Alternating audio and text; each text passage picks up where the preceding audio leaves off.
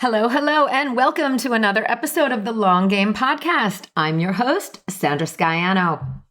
The past few weeks, I've been going over the topic of content. We've talked about establishing content themes for our brands. We've talked about methods to create content that's on target with our themes so that it resonates with our audience. And today's podcast is a third support to content: keywords. We know that content draws people in. So if you're creating content and not optimizing it with keywords, you're only doing part of the process. Today is 10 things you need to know about keywords.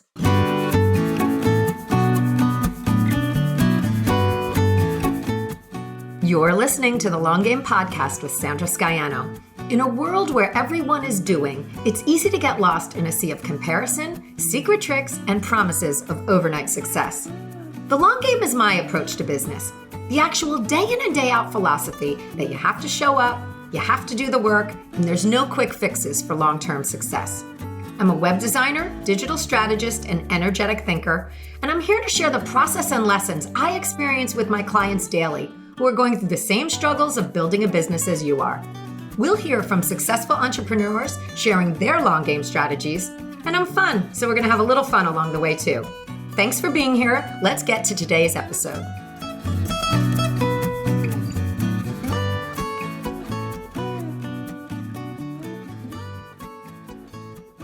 Okay, so why do I need keywords? This ends up being one of those terms that when mentioned, people's eyes gloss over. Keyword research, it is the basis of all search marketing. And search marketing, it's about being found by your customer. Whether it's having your website found, being found on social media, or having your content be served up through search. There are a ton of elements and offshoots surrounding being found online, and this is where the gloss over starts to happen. But like everything else, you must start somewhere. And keywords are the place to start. Define them, put them to use, and then move on to the next step. This is another one of those areas that, people tend to get overwhelmed about. But, there's so much out there to know, and you just don't have to know it all. So take a different approach with keywords. Make it a little game.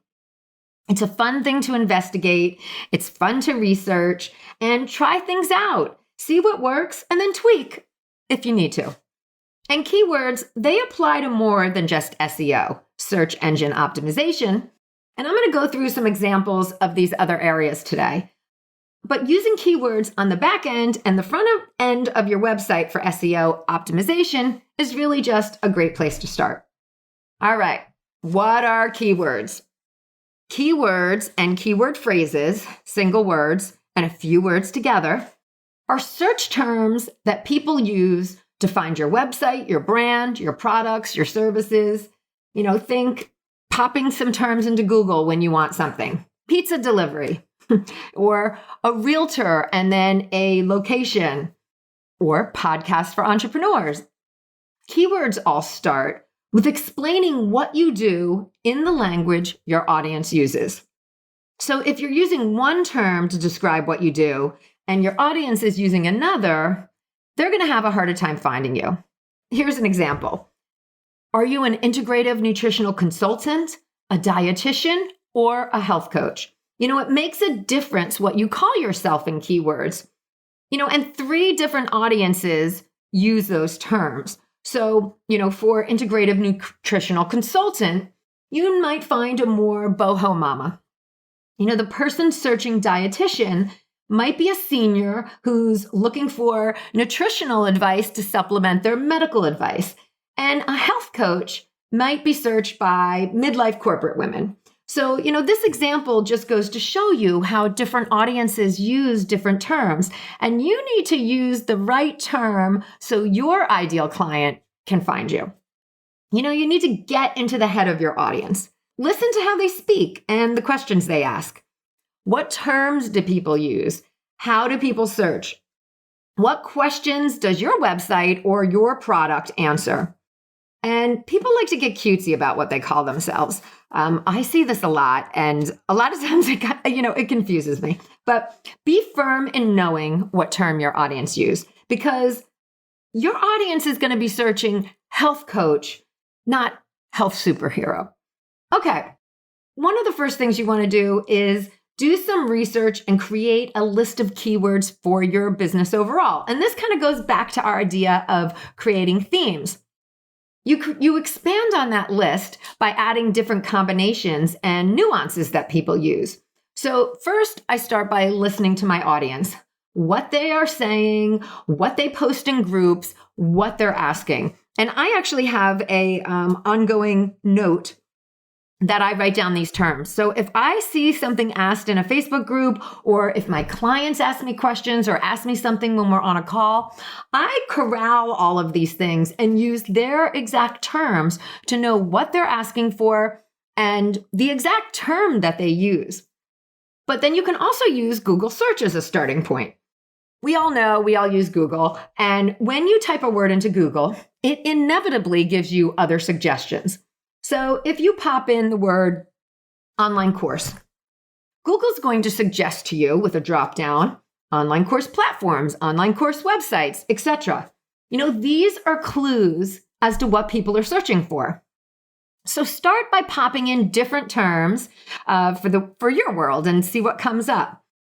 You also want to revisit this regularly. Your product and your market evolve, and so should your keyword strategy. And the more targeted you can be with your keywords, the more you will draw not only eyes, which is traffic, but the right traffic that wants your product or service. I'm working with a client right now who sells to other businesses. They're going through a redesign, and in this, we're redoing their keyword strategy.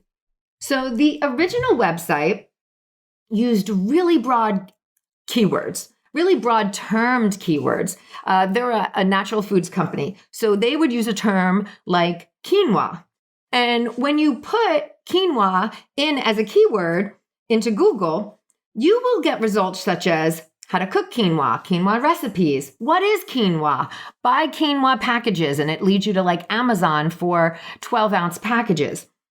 But since this is a B2B company, a term like bulk quinoa is so much more targeted to their audience who are buyers, ingredient buyers. And so the results that are going to come up when you use bulk quinoa are very different. It's not a consumer type thing. And we're really giving them much more targeted traffic. We're giving them the right traffic by redoing this keyword strategy in this way. So think about that for yourself. What terms can you use that are really targeted, that are going to bring the right people rather than something super broad? Okay, how can you use keywords? Well, we know we can use keywords on our website because keywords are the foundation to your SEO efforts. So you can add them to the back end of your website, and this lets Google know exactly what your site and your pages and your products are about, and also who they serve. And this way, the more Google knows about you, the more you can be an answer in a search query. And you can also add keywords to the front end of your website by infusing keywords into your content. And this is why creating content on a regular basis, like blog posts, is good. Because whenever you publish content, it sends Google a message to come and index your site. Come back around, Google, and see what I'm talking about.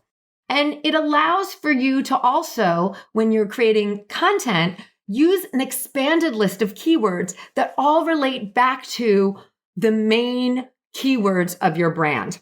So for instance, in a health example, your site might optimize for something like health coach, but you can talk about gut health, the importance of meditation, etc. And each of these posts will have its own set of keywords that can overlap with your overall mission. Another very important piece, and I always emphasize this, is to be conversational. The more conversational in your talk with your content, the more the keywords will naturally flow. So unless you're a hardcore scientist, keep things on the reel with the conversation flowing in your content, and your keywords will flow too. For an example of how to infuse the keywords so that they make sense and they're in there. I have a client who's a dog walker, and when we were redesigning her site, I reworked her SEO and keyword strategy as well. And at the start, her site was showing up on pages like 5 and 7 when searching for terms related to her work. Her website wasn't optimized on the back end, and there was very little attention paid to what she was saying in her content on the front end. Like, she was just writing. So when I redid the site, I was optimizing all aspects from her photos to her pages. And then I started to tweak her content to include keywords, but still keep it sounding like her. And so here's the process. When you go and redo a site like that, sometimes you will actually move backwards to move forwards again. So she did shoot back to page 10, but then because everything is new, Google has to relearn who she is. So over the course of a few months, she moved further and further forward and up in pages. And now she's on page 1. She moved up to page 1 and then actually moved up spots on that page. So now this dog walker is on page 1 for both terms of dog walking and pet sitting. And the main things I did were, number 1, to optimize for the search terms that people are using. So where she lives, people search by county where her business is located. So it was expanding from just her town, and adding that county piece in expanded her reach. And now she comes up number 1 on that listing of page for dog walking in her town as well, because she's got all her bases covered. She's got the county piece, her town piece, which is in that county, and then her town is also tied to the use of her address, her Google My Business, etc. So when you say dog walker, her town, she comes up listing number 1. And if you use dog walker county, she's on page 1 for a couple of those terms. So that really put her on the map versus page 7 where she was before. And then I gently infused those keywords, dog walking and pet sitting, into her content. So originally she had no keywords in her content. So the first thing I did was added the search term as her headline. And then I changed up a few of the sentences she wrote to include her keywords. So here's an example.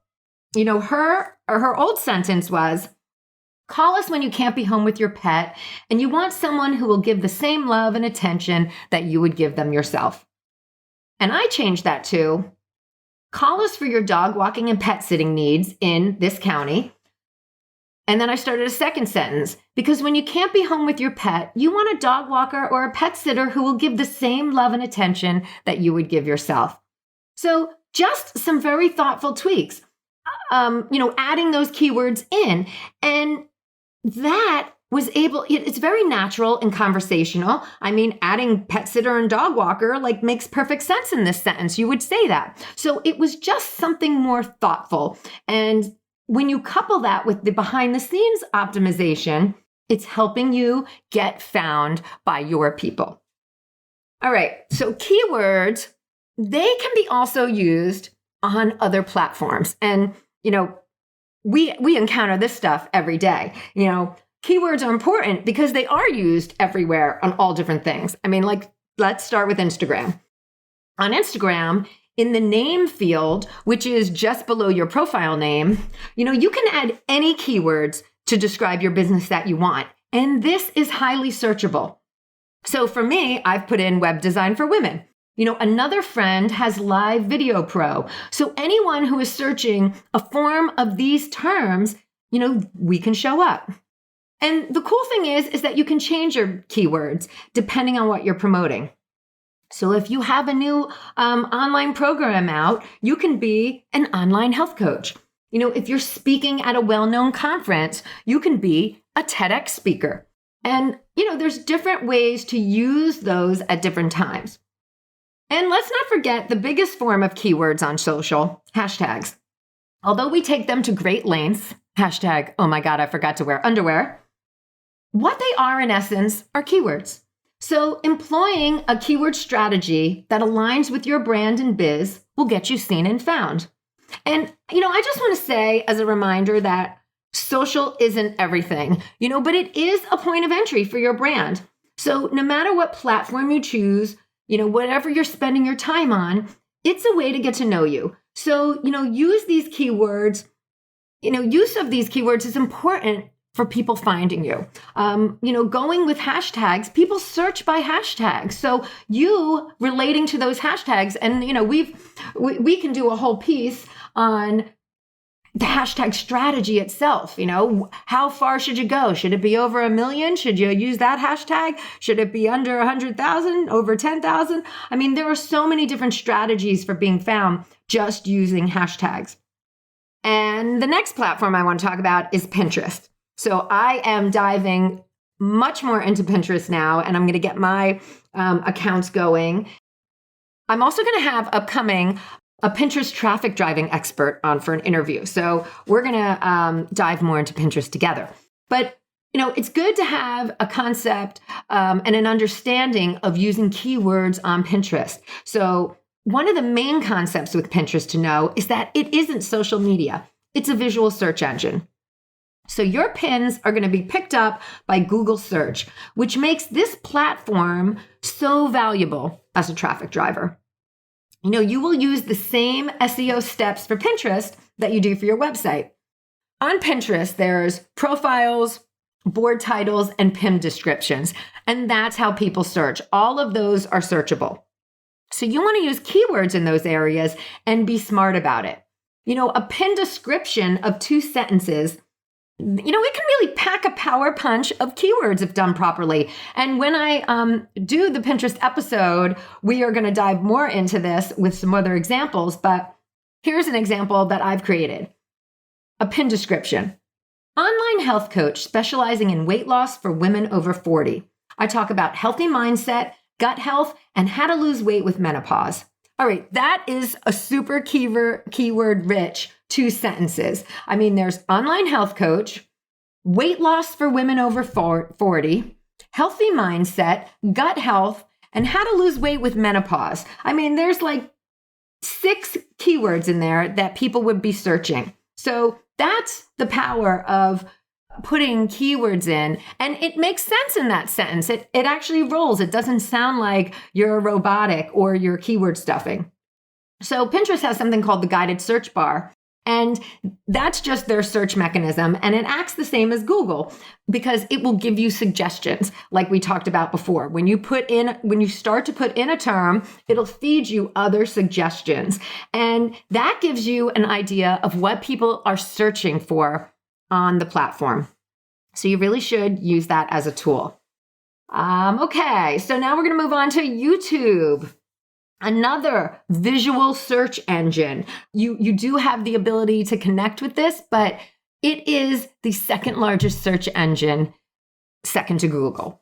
So you want to find the terms and the topics that your audience wants.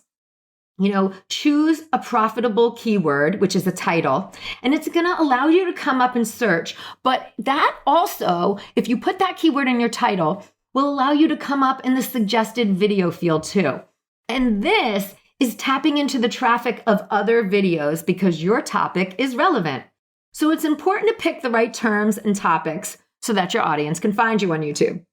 And like I said, YouTube is the second biggest search engine in the world.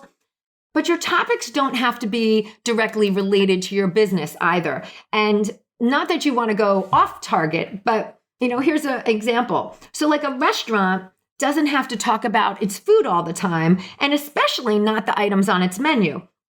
So a restaurant's YouTube could have drink tutorials or wine reviews or staff interviews. So there's all these other ways to round out the content for the video platform that isn't directly related just to food. And in that way, you're also able to optimize for different keywords. Same thing that we were mentioning earlier, where in your blog post, they allow you to optimize and use additional keywords that relate to your overall brand mission. After you determine your keyword with YouTube, you want to make sure that you use it in the script. If you have a video talking about video marketing, then you need to use the phrase video marketing in your video. And, you want to give Google and YouTube more info and tell them exactly what your video is about by using your keywords. So there's, places that you can add this in there inside, but you also want to go to the video and thumbnail file names. And you want your file name to be the same as your topic or your keyword. So for example, instead of your file name being like image img _348, your file name would be how to get more reviews.jpg. That is using the keyword inside the file name as well, because that's being read by Google and YouTube. All right. Your title also has to include the keyword or topic in the video. That's very important. And tags are keywords on YouTube as well. So YouTube, that's why so many people use YouTube as a means for exposure and driving traffic, because there are so many different keyword-rich ways to use the platform. Okay, so this is a short one in terms of going over things. And I wanted to bring this topic up, because as we go further into the podcast, I'm going to touch back on things. And I also want to be able to expand on some of these keyword ideas. So number 10, we're up to 10 already. Number 10 in the 10 things to know about keywords is to revisit your keyword strategy. A lot of people don't want to think about it. I did it once and my keywords are set and done. But, think about, as much as your business morphs and pivots, so does your keyword strategy. And the things that you're promoting or you're focusing on also change. So when you have a change or a shift, be sure to come back to this strategy, this starting point, and update it. And, let your keywords grow and move as your business grows. So, do you have questions about keywords? I've got a plan for a whole episode answering your keyword questions. So I want to know, what do you want to know about keywords? What has you stuck? Hop on my website and click the Speak to Me button and leave me a detailed voice message about your keyword woes. And I'll see you next week. Thanks for joining me today. You can access more info in the show notes at thelonggamepodcast.net. If today's show connected with you in some way, please share it with your friends or hop on iTunes and leave me a review. Until next time, keep playing the long game.